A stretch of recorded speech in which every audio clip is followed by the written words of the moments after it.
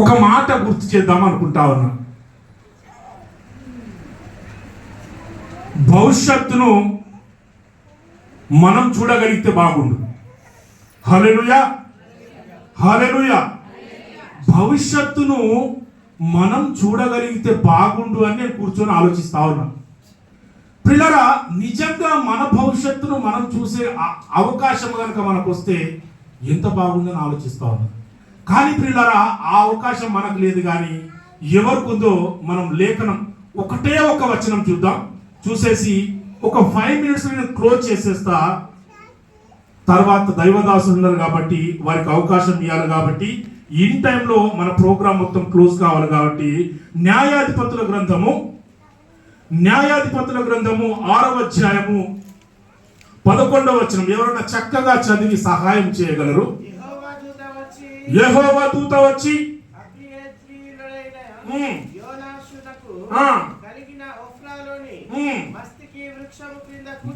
మస్తికి వృక్షం కింద కూర్చుండెను. యోవాషు కుమారుడైన గిద్యోను మిద్యానీయులకు మరుగైయుండునట్లు గానుగ చాటున గోధుమలను దుల్లగొచ్చుచుండగా యెహోవా దూత అతనికి కనబడి, పరాక్రమము గల బలాఢ్యుడా, యెహోవా నీకు తోడై ఉన్నాడని. చాలండి చిన్న మాట ప్రార్థన చేసుకుందాం, కళ్ళు మూసుకోండి. చిన్న మాట. స్తోత్రాలు తండ్రి, వందనాలు.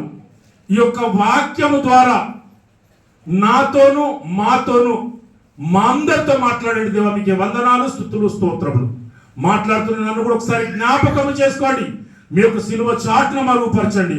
మాట్లాడే ప్రతి మాట నీదైనకు సహాయం దయచేయమని మహిమ ఘనత ప్రభావాలు మీకే సమర్పిస్తూ యేసు నామమున అడిగి వేడుకుంటున్నాము తండ్రి. హల్లెలూయా, హల్లెలూయా. చదవబడిన లేఖన భాగాన్ని కనుక మనం పరిశీలించినట్టయితే చూడండి పిల్లరా, దేవుని దూత ఎవరితో మాట్లాడుతున్నాడంటే గిద్యోనుతో మాట్లాడుతా ఉన్నాడు. గిద్యోను ఏం చేస్తా ఉన్నాడంటే పిల్లరా, గానుగ చాటున ఏం చేస్తా ఉన్నాడంటే గోధుమలను దుల్ల కొడతా ఉంటే దేవుని దూత వచ్చి గిద్యోనుతో మాట్లాడుతా ఉన్నాడు. ఏమనంటే, పరాక్రమము గల బలాఢ్యుడా, యెహోవా నీకు తోడై ఉండునని మాట్లాడుతా ఉన్నాడు. పిల్లరా, ఆ మాట ఎప్పుడైతే దేవుడు గిద్యోనుతో మాట్లాడిండో గిద్యోను పాపం చాలా డిసప్పాయింట్ అయ్యాడు. చాలా డిసప్పాయింట్ అయ్యాడు. ఎందుకైందంటే ఆ గిద్యోను చూడండి, గిద్యోను దేవుడితో మాట్లాడే సందర్భంలో ఏమైందంటే మిద్యానీయులు ఏం చేసినట్టే ఇజ్రాయేలీయులు వచ్చి ఏం చేస్తా ఉన్నారంటే సర్వనాశనం చేస్తా ఉన్నారు, కష్టాల పాలు చేస్తా ఉన్నారు, నష్టాల పాలు చేస్తా ఉన్నారు, చాలా ఇబ్బందులు పెడతా ఉన్నారు.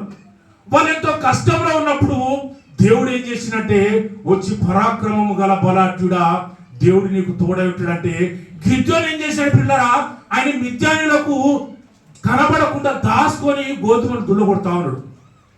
పిల్లరా, ఈ మాట చూడండి, దేవాతి దేవుడు చూడండి, రాత్రికాల సమయంలో ఒకటే ఒక్క మాట మనందరికీ గుర్తు చేస్తా ఉన్నాడు. వేదిక మీద ఉన్నటువంటి దైవజనులకు, మాకు, మీకు, మనందరికి ఒకటే ఒక మాట గుర్తు చేస్తా ఉన్నాడు. దేవుడు ఏం చేస్తాడంటే పిల్లరా, గతాన్ని చూడడు. హల్లెలూయా, హల్లెలూయా. పిల్లరా, దేవుడు గతాన్ని చూసి మాట్లాడే దేవుడు కాదు.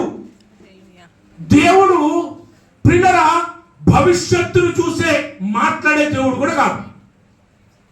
దేవుడు గతాన్ని చూసి మాట్లాడే దేవుడు కాదు, భవిష్యత్తును ప్రజెంట్ చూసి మాట్లాడే దేవుడు కాదు. కానీ పిల్లల దేవుడు ఏం చూసి మాట్లాడుతూ ఉన్నాడు అంటే భవిష్యత్తును చూసి మాట్లాడుతూ ఉన్నాడు. హల్లెలూయా, హల్లెలూయా.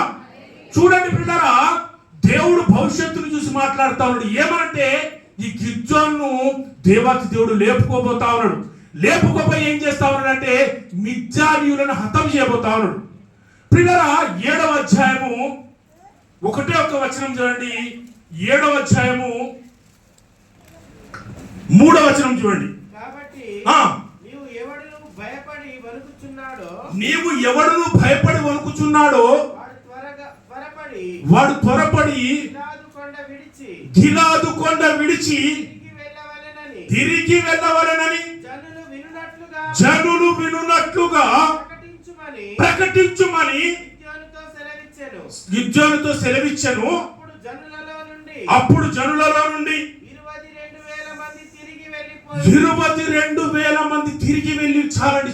పిల్లరా చూడండి, దేవుడు ఏం చేశాడు? గానుగ చాటు నుంచి గిద్యోను ఏం చేశాడు? గిలాదు కొండ మీదకి తీసుకుపోయాడు. యుద్ధానికి రెడీ చేస్తా ఉన్నాడు, సైన్యాన్ని రెడీ చేసిండు. వాళ్ళందరూ గిలాదు కొండ మీదకి వచ్చిన తర్వాత దేవుడు ఏమంటా ఉన్నాడంటే, ఎవడెవడైతే భయపడతా ఉన్నాడో భయపడేటోళ్ళు మొత్తం వెళ్ళిపోండి అన్నాడు. పిల్లరా ఎప్పుడైతే ఆ మాట అన్నాడో 22,000 మంది వెళ్ళిపోయారట. హల్లెలూయా, హల్లెలూయా. 22,000 మంది వెళ్ళిపోతున్న తర్వాత పిల్లరా 1000 మంది మాత్రమే మిగిలిరు. 1000 మంది మిగిలితే దేవుడు ఏం చేసినట్టే, ఈ 1000 మందిలోంచి కూడా ఫిల్టర్ చేయాలా అన్నాడు. 1000 మందిలోంచి కూడా ఫిల్టర్ చేస్తే పిల్లరా ఆఖరికి ఎంతమంది మిగిలినంటే 300 మంది మిగిలిరు. హల్లెలూయా. Just 300 members. 300 మందితో దేవుడు ఏం చేసినట్టే మిద్యానీయులను హతం చేసిన లేఖనం సెలవిస్తాను. పిల్లరా ఈ రాత్రికాల సమయంలో చూడండి, దేవుడు గతాన్ని చూసి మాట్లాడే దేవుడు కాదు. గిద్యోను ఏం చేస్తా ఉన్నాడంటే, బాధపడి కృంగి ఉన్న వేళ దేవుడు దూత వచ్చి మాట్లాడుతా ఉన్నాడు, పరాక్రమం గల బలాఢ్యుడా అని చాలా బాధపడ్డాడు.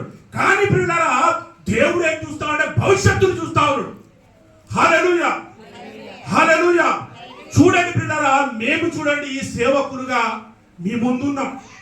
పిల్లరా నిజంగా ఈ వాక్యమే ఎందుకు గుర్తుకొచ్చిందో నాకైతే తెలియదు. అసలు వాక్యం చెప్పే ఆలోచన నాకు లేదు. కానీ పిల్లరా వచ్చిన తర్వాత ఒక వాక్యం గుర్తుకొచ్చింది. సరే అవకాశం వస్తే దాన్ని గుర్తు చేద్దాం, సందర్భాన్ని బట్టి ఉన్నటువంటి వాక్యం అనుకున్నాం.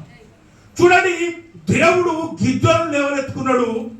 మేము సేవకు వచ్చిన కొత్తలో, హల్లెలూయా, 2000 సంవత్సరంలో మేము సేవకు వచ్చినాం. శ్యామ్ సుందర్ అన్న గారి, శ్యామ్ సుందర్ అన్న మాకంటే సీనియరే, మళ్ళా సాల్మన్ రాజు అన్న సీనియరే. 2000 సంవత్సరంలో మేము దేవుని తెలుసుకున్నప్పుడు దేవుడు మాతో మాట్లాడిండు. దేవుడు మాతో మాట్లాడినప్పుడు మేమేమంటా ఉన్నామంటే, దేవ మా శక్తి సరిపోదు, మాకు అసలు పాడడం రాదు, మాకు మాట్లాడడం రాదు, మాకు లేఖనం రాదు, మాకు వాక్యం రాదు, ఏమి రాదని మేము వెనక్కిపోతా ఉన్నాం. వెనక్కిపోతా ఉంటే దేవుడు ఏం చేస్తా ఉన్నాడంటే, అరే బిడ్డ నీకు ఏం రాదు, నాకు తెలుసు, ప్రజెంట్ సిచ్యువేషన్ నీకు తెలుసు, గతం తెలుసు, కానీ నువ్వు చూడనటువంటి భవిష్యత్తుని చూస్తా ఉన్నా. హల్లెలూయా, హల్లెలూయా. నువ్వు చూడనటువంటి భవిష్యత్తు నేను చూస్తానని దేవుడు చూడండి ఆ రోజు మమ్మల్ని పట్టుకున్నాడు. నిజంగా సందర్భం వచ్చింది కాదు చెప్తానా. ఒక సందర్భంలో నిజంగా మేమంతా కలిసి పనిచేసినప్పుడు, ప్రభువా అసలు మేము దేనికి పనికిరాం అనుకున్నాము. కానీ చూడండి దేవుడు ఏం చేసిండు, మా భవిష్యత్తు చూసిండు. నిజంగా సాల్మన్ రాజు గారి భవిష్యత్తు దేవుడు చూసిండు. హల్లెలూయా, హల్లెలూయా. శ్యామ్ సుందర్ గారి భవిష్యత్తు దేవుడు చూసిండు. పిల్లరా నీ భవిష్యత్తు నా భవిష్యత్తు కూడా దేవుడు చూస్తా ఉన్నాడు. హల్లెలూయా. కాబట్టి పిల్లరా నిజంగా చూడండి, ఈ సాయంకాల సమయంలో అంటే మహా డేంజర్ సమయం. ఈ సాయంకాల సమయంలో మనందరం బుద్ధిగా వచ్చి మందిరంలో కూర్చొని ఏం చేస్తామంటే దేవుని వాక్యాన్ని వింటా ఉన్నాం, దేవుని మాట వింటా ఉన్నాం. ఎందుకు వింటా ఉన్నామే అంటే దేవుని మాట మనల్ని బ్రతికించేదిగా ఉన్నది. పిల్లరా చూడండి, దేవదేవుడు ఒకటే ఒక మాట మాట్లాడుతూ ఉన్నాడు. నిజంగా నువ్వు ఉన్న స్థితి ఏదైనా కానివ్వండి, నీదున్న పరిస్థితి ఏదైనా కానివ్వండి, దేవుడు ఏం చేస్తా ఉన్నాడు, మన భవిష్యత్తు చూసి మాట్లాడుతూ ఉన్నాడు. కాబట్టి దేవుడు మనతో మాట్లాడినప్పుడు మనం ముందుకు పోవడం బెటర్. హల్లెలూయా. నువ్వు పాటలు పాడతావా, ముందుకెళ్ళిపో. వాక్యం చెప్తానా, ముందుకెళ్ళిపో. ప్రార్థన చేస్తానా, ముందుకెళ్ళిపో. పరిచయం చేస్తానా, ముందుకెళ్ళిపో. ఎందుకంటే దేవుడు మన అందరి భవిష్యత్తుని చూస్తా ఉన్నాడు. కాబట్టి దేవుడికి మన భవిష్యత్తు కనబడతా ఉన్నది. కాబట్టి దేవుడు మనల్ని ఖచ్చితంగా లిఫ్ట్ చేస్తాడు. దేవుడు లిఫ్ట్ చేసి ఏం చేశాడు, ఒక స్థితిలోకి తీసుకుపోతాడు. పిల్లల నిజంగా ఆ స్థితి ఎట్లుంటుందంటే గిద్యోను మిద్యానీయులతో యుద్ధం చేసి ఇశ్రాయేలును విడిపించినట్టు సాల్మన్ గారు గడిచిన 20 సంవత్సరాలుగా ఆయన దేవుని యొక్క పరిచయం ఉన్నాడు. ఈ మందిరం 4వ వార్షికోత్సవం నాకు తెలిసినంత 14వ వార్షికోత్సవం, నాకు తెలిసిన 14వ వార్షికోత్సవం. ఎందుకంటే వెనకాల చర్చ స్టార్ట్ అయింది నాకు ఇప్పటికీ గుర్తు. అంతకుముందు మేము అందరం కలిసి పనిచేసింది గుర్తు. చూడండి ఏం చేస్తున్నాడంటే దేవుడు ఏం చేస్తున్నాడంటే దేవుని మాట అయినప్పుడు గిద్యోను దేవుని మాట అయినాడు కాబట్టి చూడండి ఆయనని పరాక్రమము గల బలాఢ్యుడిగా లేపి మిద్యాన్ని హతం చేసి ఇశ్రాయేలుని రక్షించి చూడండి పిల్లరా. ఇవాళ చూడండి దైవదాసులు ఒక భారము కలిగి ఒక బాధ్యత కలిగి నాకు తెలిసినంత వరకు ముందుకు పోతూనే ఉన్నారు. ఇదంతా ఎవరికి ఆశీర్వాదమైంది అంటే నీకు నాకు మనందరికీ అయింది. హల్లెలూయా. కాబట్టి పిల్లరా మనము దేవుని మాట వినగలిగితే దేవుడు మన భవిష్యత్తును చక్కగా తీర్చిదిద్దడానికి రెడీగా ఉన్నాడు. కాబట్టి రాత్రికాల సమయంలో ఒక మాట్లాడుతూ ఉన్నాడు. దేవుడు నీ భవిష్యత్తు చూసి మాట్లాడే దేవుడు కాబట్టి నా మాట విను అంటూ ఉన్నాడు. కాబట్టి మనందరం దేవుని యొక్క మాట విందాం, ముందుకు పోదాం. దేవుడి వాక్యం దీవించుగాక. ఆమేన్. థాంక్యూ.